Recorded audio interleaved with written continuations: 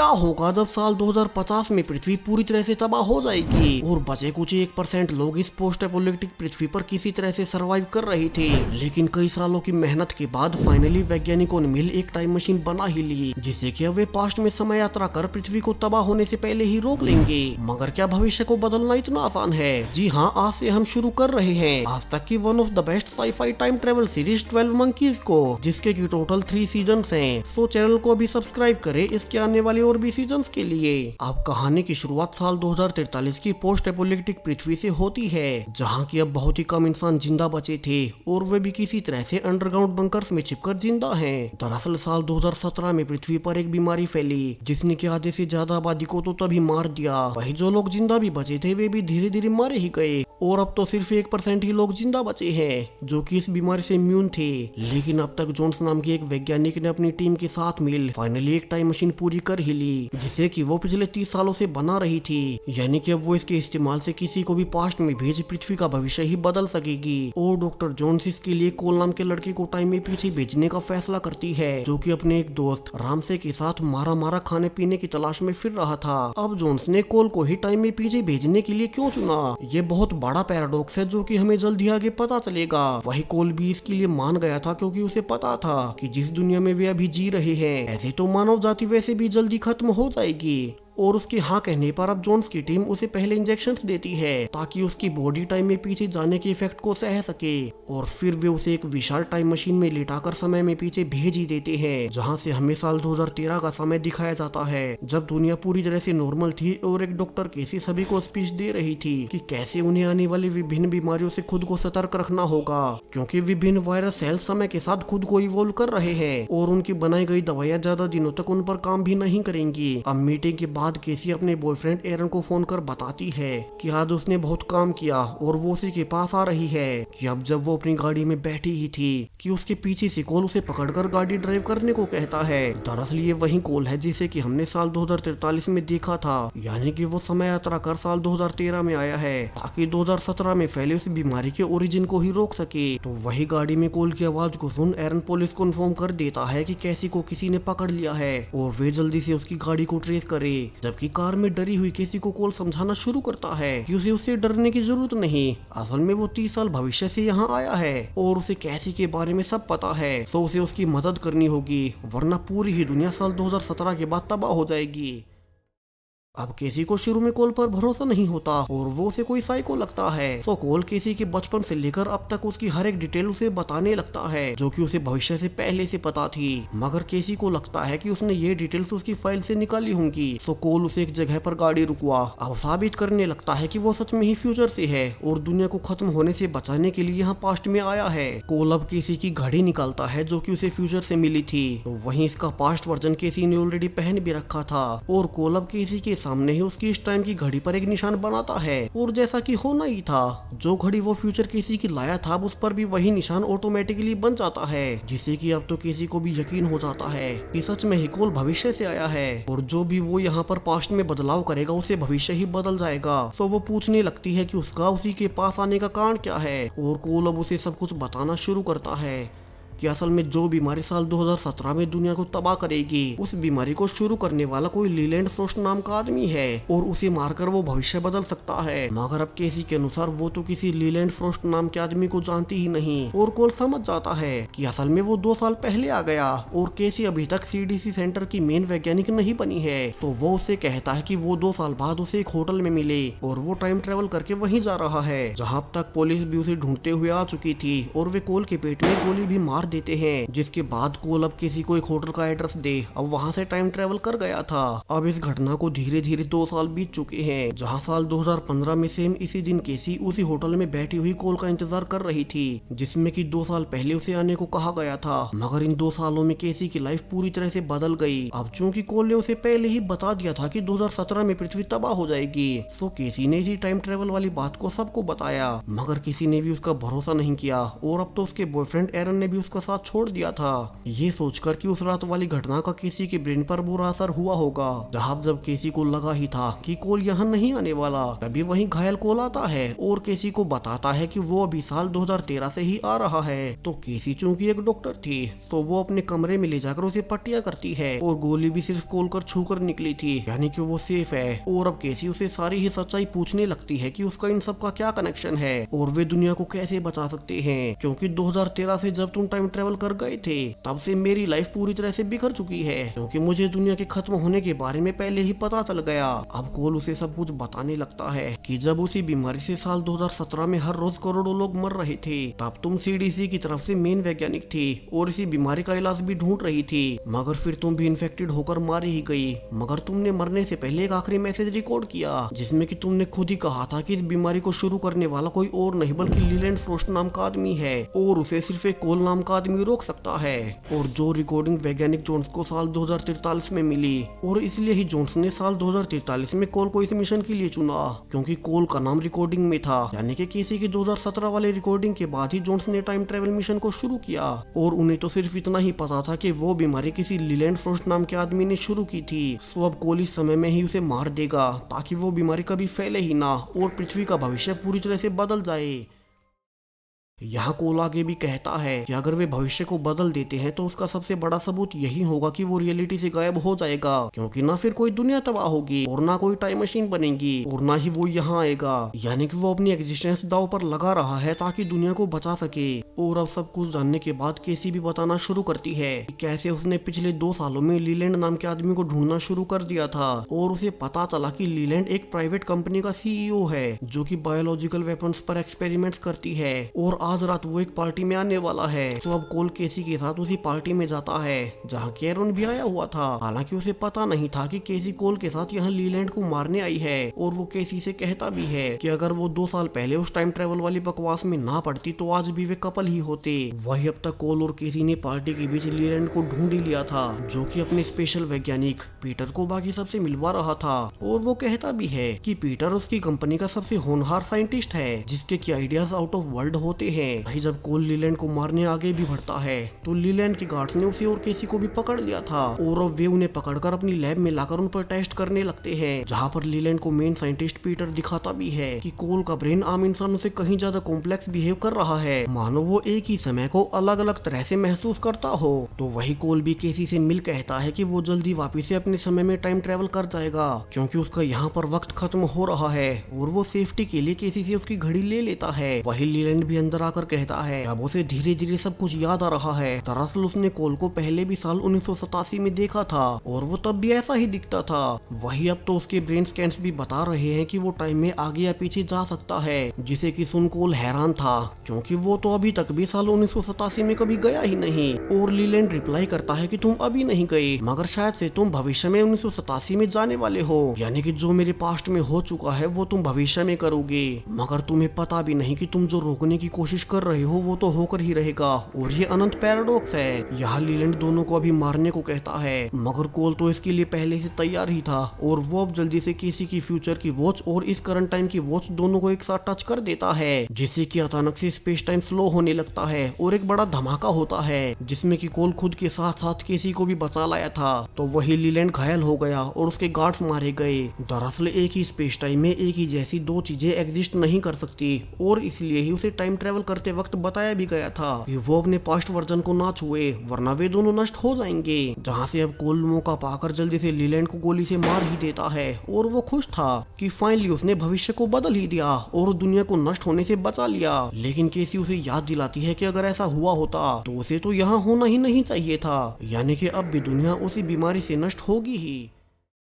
मगर लीलैंड के अलावा और कौन हो सकता है जिसने कि वो बीमारी फैलने दी हो। दोनों ये सोच ही रहे थे कि अब तक पुलिस वहां पहुंच जाती है। सो कोल अब केसी को वहां से भगाकर कहता है कि वो फिर से भविष्य में जाकर देखेगा कि वे आगे जाकर क्या करे और वो तब तक कहीं छुप कर रहे। जिसके बाद कोल फिर से टाइम ट्रेवल कर साल 2043 में आ गया था, जहाँ वो जोइंट्स और अपने बाकी साथियों को सब बताता है कि कैसे उसने लीलैंड को तो मार दिया मगर वो आउटब्रेक फिर भी हुआ, यानी कि उन्हें उस वायरस का ओरिजिन ढूंढना होगा। और फिर वे रिसर्च करने लगते हैं कि उन्हें पुरानी खबरों से एक स्पेशल मंकी लोगो दिखाई देने लगता लगता है और वे 2017 की केसी का रिकॉर्ड मैसेज फिर से सुनते हैं जिसमें कि आर्मी ऑफ 12 मंकीज का जिक्र था। यानी कि यह आउटब्रेक अपने आप नेचुरली नहीं हुआ बल्कि एक ऑर्गेनाइजेशन ने फैलाया था जिसे कि आर्मी ऑफ 12 मंकीज कहा जाता है और इसलिए ही लीलैंड के मरने के बावजूद भी वो आउटब्रेक हुआ ही। यानी कि उन्हें इस आउटब्रेक का ओरिजिन पता करना होगा जिससे कि इसे रोका जा सके। और जोन्स पता करती है कि लीलैंड की 2015 में एक बेटी जेनिफर भी थी जो कि उस समय पागल खाने में बंद थी और वो वहाँ पर ऐसे ही मंकी साइंस बनाया करती थी। तो अब कोल को फिर से 2015 में लीलैंड की बेटी जेनिफर से पूछताछ करने के लिए भेजा जाता है ताकि वो पता करे कि क्या जेनिफर इस आउटब्रेक के पीछे है। तो कोल अब मेंटली इल होने का नाटक कर साल 2015 में लीलैंड की बेटी जेनिफर वाले हॉस्पिटल में पहुंच जाता है और वहाँ पर कुछ दिन जेनिफर के आसपास रहकर उसे पता भी चल गया था कि असल में उसके पिता लीलैंड की एक सीक्रेट लैब थी जिसमें कि उन्होंने कुछ तो छिपा कर रखा हुआ था और उसके बारे में सिर्फ जेनिफर और एक और इंसान को ही पता है। हालांकि जेनिफर ने अभी भी कोल को सीक्रेट लैब का एड्रेस नहीं बताया था। वही अब तक तो केसी ने भी पता कर ही लिया कि कोल एक मेंटल हॉस्पिटल में बंद है। तो वो जल्दी से जाकर उसे छुड़ाते हुए पूछने लगती है कि क्या उसे वायरस के ओरिजिन का और कोई सुराग मिला। कि तभी वे देखते हैं कि जेनिफर को एक अजीब सा आदमी जिसके चेहरे पर निशान बना हुआ था अब वो उसे किडनैप करके भाग रहा है। वहीं सरप्राइजिंगली उसे कोल का भी पहले से पता था और वो कहता भी है कि उसके चेहरे पर वो चोट उसे कोल की वजह से ही लगी थी। मगर कोल को तो इस बार भी याद नहीं कि वो टाइम ट्रेवल कर उसे कब मिला। लेकिन चूंकि वो जेनिफर को लेकर भाग रहा था तो कोल उसे रोकने की कोशिश भी करता है मगर वो जेनिफर को ले ही गया था। तो कोल किसी से कहता भी है कि उन्हें जेनिफर के अलावा उस दूसरे शख्स का पता लगाना होगा जिसे कि लीलैंड की सीक्रेट लैब का पता हो, क्योंकि हो ना हो वही वो वायरस होगा जिससे कि दुनिया तबाह होने वाली है। वही वो किसी को शूटिंग करना भी सिखाता है ताकि वो उसके काम आए। और अब कुछ और रिसर्च के बाद उसे पता चल गया था कि असल में जेनिफर के साथ एक और साइंटिस्ट काम करता था और हो सकता है कि वो ही वो दूसरा शख्स हो जिसे कि लीलैंड की सीक्रेट लैब का पता हो। इसके अलावा एक और बात, असल में ये वैज्ञानिक हेनरी साल 2014 में ही मारा गया था और केसी उसे जानती भी थी क्योंकि वो उस वक्त एक गांव में महामारी को देखने गए थे और दोनों साथ में काम कर रहे थे। तो केसी कोल को कहती है कि वो साल 2014 में टाइम ट्रेवल कर हेनरी के पास जाकर पता करे कि वो लीलैंड की सीक्रेट लैब है कहाँ और फिर वे लैब में जाकर वहाँ से वायरस को नष्ट कर देंगे। वही वो सुझाव भी देती है कि 2014 में हेनरी के पास केसी का भी पास्ट वर्जन होगा मगर कोल उसके पास्ट वर्जन से कोई बात न करे क्योंकि वो उस वक्त उसकी कोई बात समझ नहीं पाएगी। तो कोल पहले साल 2043 में जाकर जोन्स और अपने दोस्त रामसे से डिस्कस करता है जिन्हें कि ये प्लान सही भी लगा था क्योंकि शायद से सीक्रेट लैब में ही वो आखिरी वायरस का सैंपल हो। मगर जोन्स वार्न करती है कि साल 2014 में कोल किसी से ना मिले क्योंकि अगर उसकी टाइमलाइन बिगड़ गई तो वो कभी अपना मैसेज रिकॉर्ड कर इस मिशन को शुरू नहीं करवा पाएगी। अब साल 2014 में केसी, हेनरी और कई सारे डॉक्टर्स मिलकर एक गाँव में फैली महामारी का इलाज ढूंढ रहे थे और वे साथ में कई सारे लोकल लोगों की मदद भी करते हैं जिस बीच केसी और हेनरी करीब भी आ गए। तो अब कोल टाइम ट्रेवल कर 2014 में आ गया था और वो मास्क पहनकर हेनरी को अपने साथ झूठ बोलकर ले जाने लगता है ताकि उसे लीलैंड की सीक्रेट लैब का पता चल सके। कि तभी वहाँ केसी आने लगती है और कोल निकलकर भाग जाता है क्योंकि केसी ने उसे 2013 में देखा था जब उसने उसे सारी सच्चाई बताई थी। तो वो नहीं चाहता कि वो उसे 2015 से पहले मिले और उसे सब कुछ फिर से उसे समझाना पड़े। जबकि हेनरी उसका पीछा कर उसे पकड़ने लगता है क्योंकि उसे लगा कि वो कैंप से दवाइयां चुरा कर भाग रहा है। अब कोल उसे बात करके डील करता है कि वो उसकी यहाँ के मरीजों की दवाइयाँ पहुँचाने में मदद करेगा मगर इसके बदले में उसे लीलैंड की सीक्रेट लैब का पता उसे बताना होगा जहाँ की लीलैंड की बेटी जेनिफर के साथ उसने कभी काम किया था। सो हेनरी अब उसे सब कुछ बताने लगता है कि कैसे वहाँ उसने जेनिफर के साथ मिल एक पावरफुल वायरस बनाने पर काम किया था मगर उनका लक्ष्य उसका इस्तेमाल बीमारी को ठीक करने का था। यहाँ वो बता ही रहा था कि फिर से वही आदमी आता है जो कि साल 2015 में जेनिफर को भगा कर ले गया था मगर अब उसके चेहरे पर वो कट मार्क नहीं था और वो कोल को पहचान भी नहीं रहा था। यानी कि उनकी यही वो पहली मुलाकात थी जिसके बारे में उसने 2015 में कोल को कहा था और वो भी यहाँ हेनरी को ढूंढते हुए आया था ताकि उसे लीलैंड की सीक्रेट लैब के बारे में पता चले। तो अब कोल और उसमें लड़ाई होने लगती है और इसी बीच कोल उस पर वार कर उसके चेहरे पर वो निशान भी बना देता है जो कि उसने फ्यूचर में देखा था। और कोल अब हेनरी से एड्रेस पूछ वापिस से साल 2015 में आता है। हालांकि उसने किसी से एक झूठ भी बोला था। दरअसल उसने ही हेनरी को साल 2014 2014 में जान से मार दिया था ताकि वो सीक्रेट लैब के बारे में किसी और को बता ना सके। मगर कोल कहता है कि उसे उस आदमी ने मारा था जो कि जेनिफर को उठा ले गया। यहाँ अब उनके पास सीक्रेट लैब का एड्रेस है, मगर उन्हें जल्दी करनी होगी क्योंकि 12 मंकीज ग्रुप के पास जेनिफर थी और कहीं वे उसकी मदद से पहले सीक्रेट लैब में ना पहुंच जाए। तो दोनों जल्दी से वहीं पहुंचते हैं जिस सीक्रेट लैब को एक अबैंडन्ड बिल्डिंग की आड़ में बनाया गया था। तो दोनों अंदर घुसते हैं और वहाँ उन्हें काइवन नाम का टेक्नीशियन मिलता है कि तभी सभी को 12 मंकीज ग्रुप के गार्ड्स ने आकर पकड़ लिया था, यानी कि वे उनके यहाँ आने से पहले ही पहुंच गए। मगर टेक्नीशियन आइवन बताता है कि उन्हें अभी तक भी एक्सेस कोड नहीं पता और अगर उन्होंने गलत कोड डाला या फिर मैनुअली केज को तोड़ने की कोशिश की तो वो वायरस तेज टेम्परेचर में नष्ट हो जाएगा। वहीं गार्ड्स के साथ वो आदमी भी था जिसने की जेनिफर को किडनैप किया था और वो आइवन को वहीं मार देता है क्योंकि उसे यहाँ का कोड नहीं पता था। सो वो आदमी खुद का नाम पीटर बताता है और अब वो कोल और केसी को पकड़ उन्हें टॉर्चर करने लगता है कि क्या उन्हें वो एक्सेस कोड का पता है। वही वो कोल की सच्चाई भी केसी को बता देता है कि साल 2014 में उसी ने हेनरी को जान से मार दिया था ताकि वो किसी और को सीक्रेट लैब की लोकेशन बता ना सके, जिसे कि सुन अब केसी गुस्से में थी कि कोल ने ये सब किया।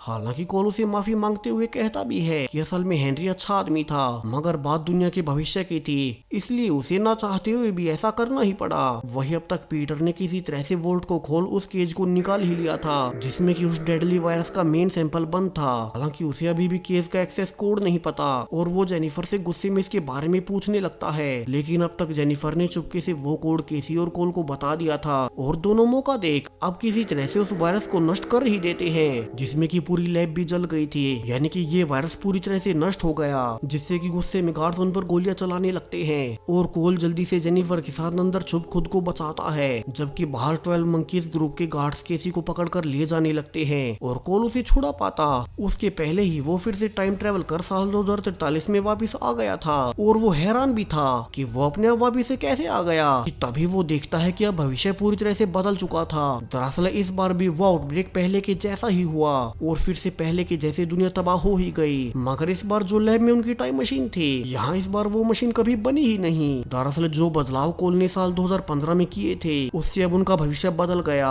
और इस बार जोन्स जिसने की पिछली टाइमलाइन में ये मशीन बनाई थी और दुनिया को बचाने का मिशन शुरू किया था, वो तो अब सिर्फ एक टेक्नीशियन थी और जोन्स तो अब कोल को पहचानती तक नहीं। तो कोल उसे अपने हाथ पर इंजेक्शंस के निशान दिखाकर यकीन दिलाता है कि उसी ने वो टाइम ट्रेवल मिशन शुरू किया था, मगर उसने इस बार 2015 में लीलैंड की लैब नष्ट की। तब के बाद से भविष्य पूरी तरह से बदल गया और ये हुआ क्यों, यही जानने के लिए कोल हिस्ट्री को देखकर पता लगाता है कि असल में जब 12 मंकीज ग्रुप के लोग केसी को पकड़कर ले गए थे तब उन्होंने उसे जान से मार दिया, यानी कि इस टाइमलाइन में केसी 2015 में ही मारी गई और उसने 2017 में ऑडियो रिकॉर्डिंग भी नहीं की, जिसकी वजह से जोन्स ने ये मिशन शुरू कभी किया ही नहीं। यहाँ ना तो जोन्स को वो रिकॉर्डिंग मिली और ना ही उसने टाइम मशीन को पूरा ही किया। इसके अलावा अब कोल फिर से पास्ट में टाइम ट्रेवल नहीं कर सकता क्योंकि उसकी टाइम मशीन अधूरी पड़ी है, यानी कि वो फंस चुका था। मगर कोल को पता लगता है कि अब यहाँ का लीडर उसी का दोस्त राम से है, तो वो उसके पास जाकर इस मशीन को फिर से शुरू करवाने की परमिशन मांगता है और रामसे ने अपने दोस्त के लिए ऐसा करने के लिए हाँ कह भी दिया था। तो कोल और जोन्स कई दिनों की मेहनत के बाद फाइनली वे फिर से मशीन को शुरू कर ही लेते हैं और जोन्स कोल को एक सीक्रेट वर्ड सैक्रिफाइस बताती है और कहती है कि अगर वो अपनी टाइमलाइन को फिर से रिस्टोर कर लेता है कि वो इसके बारे में वहाँ की जोन्स से पूछे, जहाँ से अब कोल फिर से टाइम ट्रेवल कर साल 2015 में उसी समय में आ गया था जब 12 मंकीज के गार्ड्स केसी को लैब से उठाकर ले गए थे और कोल को इस बार पहले से केसी की मौत की तारीख पता थी, तो वो उसे छुड़ाने के लिए पहले एरन के पास जाता है जो कि पहले केसी का 2013 तक बॉयफ्रेंड रहा था और अब उसे सब कुछ सच बता। दोनों केसी को छुड़ाने 12 मंकीज के अड्डे पर चले जाते हैं जहाँ की केसी 12 मंकीज के लोगों की बातें सुन भी रही थी कि पीटर एक अनजान औरत से कह रहा है कि उनका प्लान अभी भी सही रास्ते पर है और वे वायरस आउटब्रेक करवा कर ही रहेंगे। तो वही अब तक कोल और एरन भी वहाँ आ चुके थे और वे किसी तरह से लड़ते हुए केसी को अपने साथ बचाकर ले ही आते हैं, यानी कि कोल ने केसी को फिर से मरने से बचाकर फ्यूचर टाइमलाइन को कम से कम पहले जैसा कर दिया था। हालांकि उनकी प्रॉब्लम अब भी वही थी कि उनके 2 बार कोशिश करने के बावजूद हर बार ये वायरस आउटब्रेक होता ही है, यानी कि उन्हें अभी भी इसका ओरिजिन नहीं मिला है। वहीं कोल अब फिर से साल 2043 में आ गया था और यहाँ फिर से पहले जैसा ही सब कुछ था। जोन्स इस बार भी इस मिशन को हेड कर रही थी और कोल उसे सारी ही सच्चाई बता देता है कि कैसे 2015 में गड़बड़ी से सारा फ्यूचर ही चेंज हो गया, तो उसे फिर से 2015 में जाकर केसी को बचाना पड़ा और फिर अब सब नॉर्मल हुआ है। यहाँ वो सैक्रिफाइस वर्ड के बारे में पूछता भी है जो कि उसे पिछली टाइमलाइंस की जोन्स ने बताया था और अब ये जोन्स कोल को सारी सच्चाई बता ही देती है कि जितनी बार भी कोल इस टाइम मशीन का इस्तेमाल कर पास्ट में टाइम ट्रेवल करता है तब हर बार उसकी बॉडी पर इसका नेगेटिव इफेक्ट होता है। और अब तो कोल के पास सिर्फ कुछ ही बार टाइम ट्रेवल करने की क्षमता बची है, जिसके बाद उसकी बॉडी पूरी तरह से कोलैप्स हो जाएगी और वो मारा जाएगा। जिसे कि सुन अब कोल भी हैरान था कि जोन्स ने उससे इतनी बड़ी बात छुपाई और उसकी जान का खतरा होने के बावजूद उसे टाइम ट्रेवल करवाती रही, मगर फिर भी वो दुनिया को बचाने के लिए अपनी जान सेक्रीफाइस करने को तैयार था। और वो फिर से साल 2015 में जाता है, जहाँ की उसे केसी के साथ मिल आगे रिसर्च करनी थी कि उन्होंने पहले लीलैंड को मारा, फिर उसकी सीक्रेट लैब से वायरस के सैंपल को भी नष्ट कर दिया, मगर फिर भी वो वायरस आउटब्रेक होता ही है। तो ये होता कैसे है? वही अब तक तो एरन को भी यकीन हो गया था कि कोल फ्यूचर से है और वो पृथ्वी को बचाने पास्ट में आया है, तो वो भी साथ में उनकी मदद करने लगता है। जहाँ साथ काम करते हुए कोल को पता लगता है कि असल में इस वायरस का ओरिजिन साल 1987 में यंग लीलैंड से ही जुड़ा है और तभी से 12 मंकीज नाम का ग्रुप बना जो कि जानबूझकर ये वायरस आउटब्रेक करते हैं। हालांकि वे ऐसा कर क्यों रहे हैं ये अभी कोल के लिए भी बड़ी पहेली है, क्योंकि भला कोई जानबूझकर दुनिया को तबाह क्यों ही करेगा। सो कोल साल 2017 में भी टाइम ट्रेवल कर चेक करता है कि किस तरह से इस नए वायरस से लाखों लोग हर रोज मर रहे थे। वही टीवी पर केसी रिक्वेस्ट कर रही थी कि लोग तोड़फोड़ न करे और वैज्ञानिक पूरी कोशिश कर रहे हैं इस बीमारी का इलाज ढूंढने के लिए। सो कोल अब 2017 की केसी के पास जाता है जो कि खुद भी इसी वायरस से इन्फेक्टेड हो चुकी थी और वो कोल को बड़ी ही हैरानी वाली बात बताती है। उसके अनुसार उसने रिसर्च में पाया कि इस आउटब्रेक के हमले की पूरी ही प्लानिंग आज से नहीं बल्कि साल 1987 से ही बननी शुरू हो गई थी, जब ये 12 मंकीज ग्रुप बना। वहीं इससे भी हैरानी वाली बात कि उन्होंने अब तक कितना कुछ किया मगर फिर भी वे इस आउटब्रेक को रोक नहीं पाए। इसका मतलब है कि सब कुछ पहले से सेट था, यानी कि कोल का टाइम ट्रेवल कर पहले लीलैंड को मारना, फिर उसकी लैब से सैंपल को नष्ट करना, सब कुछ पहले से प्री प्लान था और 12 मंकीज ग्रुप को पहले से पता था कि ऐसा होने वाला है, मगर उन्होंने ऐसा होने दिया क्योंकि ये उन्हीं के ग्रैंड प्लान का हिस्सा था। और इसका एक ही मतलब है कि असल में 12 मंकीज ग्रुप को साल 1987 से शुरू करने वाला इस समय से नहीं बल्कि भविष्य से आया था, यानी कि कोई भविष्य से पास्ट में टाइम ट्रेवल करके आया। उसने 1987 में एक ग्रुप बनाया और प्लान तरीके से आउटब्रेक कर पृथ्वी को तबाह कर ही दिया। इसलिए ही वे टाइम ट्रेवल करने के बावजूद कभी उस अटैक को रोक नहीं पाए, क्योंकि वे जो कुछ भी अभी तक कर रहे थे वो सब कुछ पहले से उस ग्रुप ने प्लान कर रखा था। ये एक पैराडॉक्स है, भविष्य से कोई टाइम ट्रेवल कर पास्ट में आता है और वो सब कुछ प्लान करता है जिससे कि पृथ्वी का वही भविष्य हो जिसे कि वो खुद आया था। मगर ये है कौन और उसका ये सब करने का कारण क्या है? क्या वो कोल के ही ग्रुप में से कोई है जो कि आगे जाकर टाइम ट्रेवल से ये सब करने वाला है? कहानी में अभी बहुत बड़े बड़े ट्विस्ट आने वाले हैं, जिसके कि आगे की कहानी आपको सीजन 1 के दूसरे पार्ट में पता चलेगी। तो अभी तक आपको ये सीरीज कैसी लगी कमेंट्स में बताते जाएं, साथ ही चैनल को सब्सक्राइब करें आने वाले पार्ट और भी इसके सीजन्स के लिए। Thank you.